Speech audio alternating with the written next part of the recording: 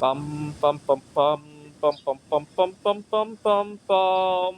The Peter Like Show. Bum bum bum bum bum bum bum. All right, today is day 8 of my NoFap, and I feel so good about it.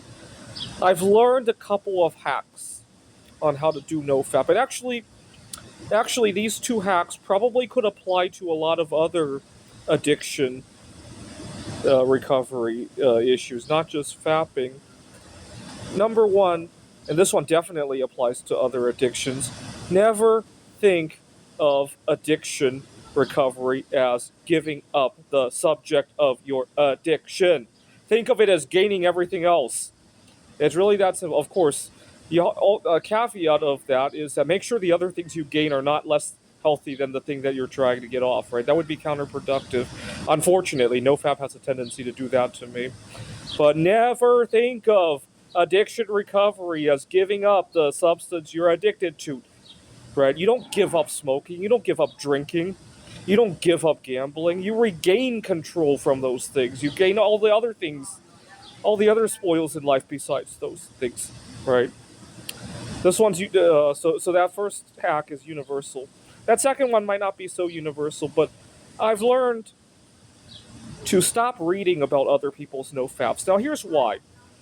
Um, NoFap probably means different things to different people, right? So, for example, for me, NoFap means that I have better control of my faculties, and also there are potentially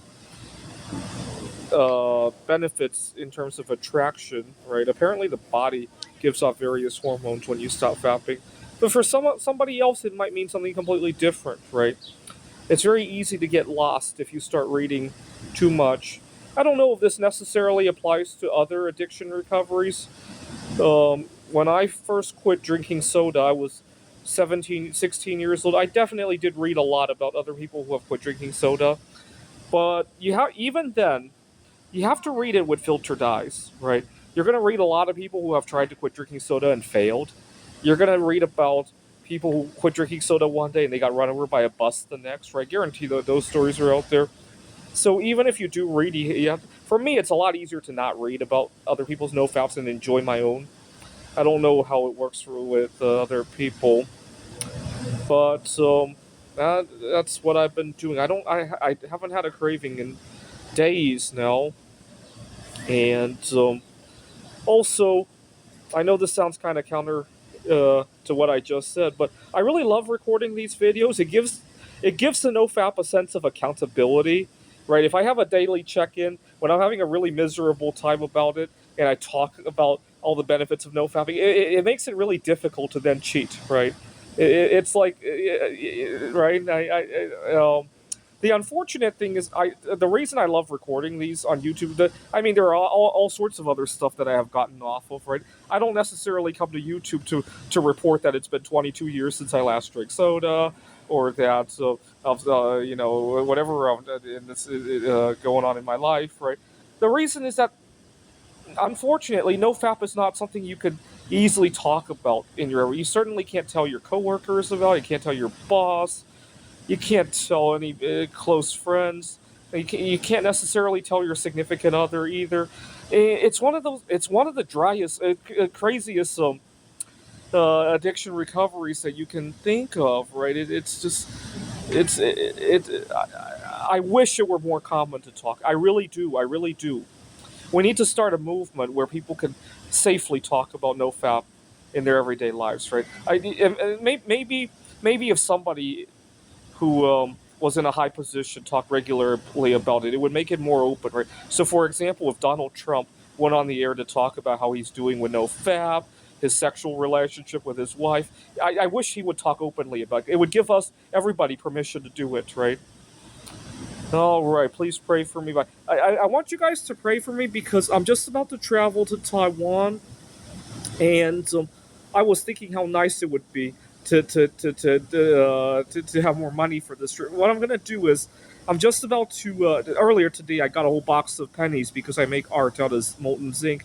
I didn't find any rare coins, unfortunately, but I'm just about to go withdraw some money and change currency because we got a AAA Currency exchange. I'm a member and I get a really good rate.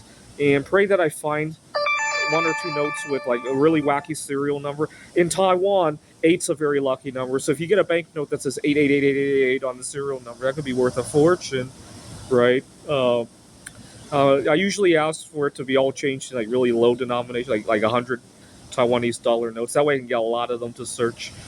Pray that I find something like that. And now, what would I do if I found a banknote worth $50,000? I probably wouldn't change all that much. Actually, what I might do is the next time I run into barriers, I might be able to do something about it. So, for example, last summer I had a really bad case of long COVID, and I was getting harassed every time I went out because people thought I was loitering. I would have just ordered delivery at that point, right?